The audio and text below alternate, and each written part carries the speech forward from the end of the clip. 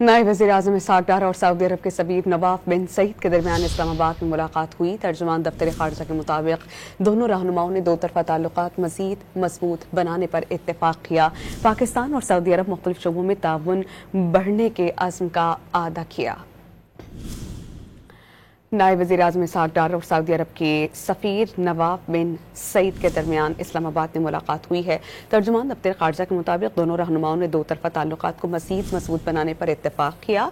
पाकिस्तान और सऊदी अरब में मुख्तलिफ शोबों में ताउन बढ़ाने के अज़्म का आदा भी किया। नायब वज़ीर-ए-आज़म इसहाक डार और सऊदी अरब के सफीर नवाफ बिन सईद के दरमियान इस्लामाबाद में मुलाकात हुई। तर्जुमान दफ्तर ख़ारजा के मुताबिक दोनों रहनुमाओं ने दो तरफ़ा ताल्लुकात मज़ीद मज़बूत बनाने पर इत्तेफ़ाक़ किया।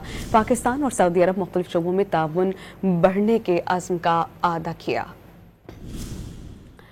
नायब वज़ीर-ए-आज़म इसहाक डार और सऊदी अरब के सफीर नवाफ बिन सईद के दरमियान इस्लामाबाद में मुलाकात हुई है।